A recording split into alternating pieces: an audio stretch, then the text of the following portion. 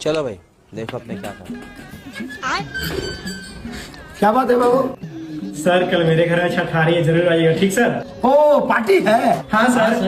जरूर आएंगे जरूर आएंगे। ठीक है सर, कल मिलते हैं। ठीक है सर भूलिएगा नहीं सर, जरूर आइएगा। ठीक है ठीक है।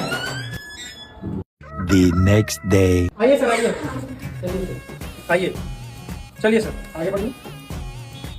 बैठ जाइए सर, यहीं पे बैठ जाइए। सर के लिए खाना लेके आता हूँ। सर अभी वेट कीजिए, खाना लेके आ रहा। ठीक है? ठीक है ठीक है।